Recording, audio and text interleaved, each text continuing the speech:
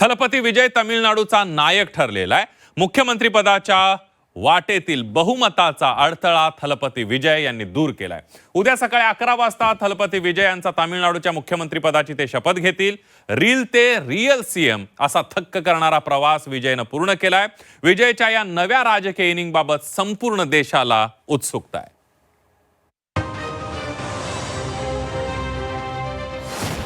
आकड्यांच्या गणितात थलपतीचा विजय। काँग्रेससह टीव्हीकेला 3 पक्षांचा पाठिंबा। थलपती विजयचा मुख्यमंत्रीपदाचा मार्ग मोकळा। तमिळनाडू विधानसभा निवडणुकीत 108 जागा जिंकून मुख्यमंत्रीपदाच्या जवळ पोहोचलेला विजय यांचा सत्ता स्थापनेच्या मार्गातील अडथळा दूर झालाय।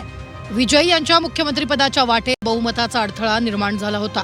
दुसरीकडे AIADMK आणि इतर पक्षांनी तमिळनाडूत हॉटेल पॉलिटिक्स सुरू केलं होतं। सत्ता विजयला हुलकावणी देणार असं वाटत असतानाच विजयच्या सत्ता विजयाचा मार्ग मोकळा झाला। विजयला CPI, CPM आणि VSK या पक्षांनी पाठिंबा जाहीर केलाय। TVKकडे 108 आमदार, काँग्रेसचे 5 आमदार, CPIनं पाठिंबा दिला त्यांचे 2 आमदार, CPIM 2 आमदार, VCKनं 2 आमदारांचा पाठिंबा दिला।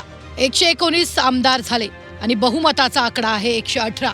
तामिळनाडूमध्ये जातपात सुप्त प्रमाणात चालते, याच्यापेक्षा लोककल्याणकारी योजनांचं राजकारण खूप मोठ्या प्रमाणावर चालतं। आणि विशेष म्हणजे ग्रामीण असो शहरी असो या दोन्ही भागातल्या मतदारांनी विजय यांच्या पाठीशी उभं राहण्याचा निर्णय घेतला। आणि इथला निकाल सर्वार्थाने वेगळा यासाठी ठरतो की इतर प्रांतामध्ये जिथं जात चालते, धर्म चालतो, विशिष्ट जात समूह विशिष्ट नेत्याला मतदान करतो, विशिष्ट पक्षाच्या मागे विशिष्ट धर्मी उभा राहतो, तामिळनाडूच्या जनतेने तसा काही विचार केला नाही। सर्व थरातल्या सर्व प्रकारच्या नागरिकांनी विजय यांना भरभरून मतदान केलेलं दिसतंय। आणि एक नवीन निकाल जो लोकशाहीसाठी एक वेगळा संदेश देऊ पाहतोय की एखादी राजवट जर अप्रिय असेल नागरिकांना तर नागरिक जातीपातीचा धर्माचा विचार न करता त्यांना नाकारतात आणि एका विशिष्ट पक्षाच्या पाठीशी उभं राहतात। हा एक फार मोठा संदेश आहे। पहिल्यांदा निवडणूक लढवणाऱ्या विजयसाठी सत्तेचं गणित जुळवणं हे अतिशय कठीण काम होतं, कारण जेव्हा सत्तेत सामील होताना छोट्या पक्षांनाही मोठा वाटा हवा असतो। विजयासाठी या अशा तडजोडी करणं पहिल्यांदाच होतं, पण विजयनं 2 दिवसाच्या वाटाघाटीतून सत्तेचा मार्ग मोकळा केला।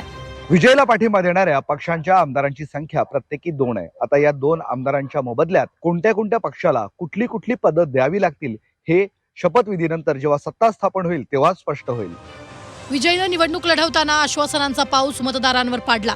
विजयनं दिलेलं वचन पाळणार असा विश्वास तमिळनाडूच्या जनतेला दिलाय, पण विजयच्या कल्याणकारी योजना राबवताना विधिमंडळाची मंजुरी लागणार आहे। या मंजुरीसाठी विजयला मोठी कसरत करावी लागेल। कोणतेही विधेयक मंजूर करण्यासाठी बहुमत लागणार आहे। विजयकडे काठावरचं बहुमत आहे।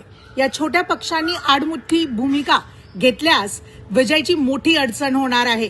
जरी त्या पक्षांकडे प्रत्येकी 2 आमदार असले तरी ते पक्ष काँग्रेस, CPI आणि CPI हे पक्ष आहेत। त्यामुळं विजयसाठी सत्ता ही सुळावरची पोळी ठरू शकते। विजयचा शपथविधी होणं हा राजकीय प्रक्रियेचा भाग असणार आहे।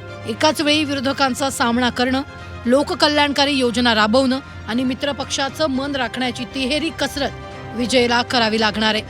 ब्युरो रिपोर्ट, झी 24 तास, चेन्नई।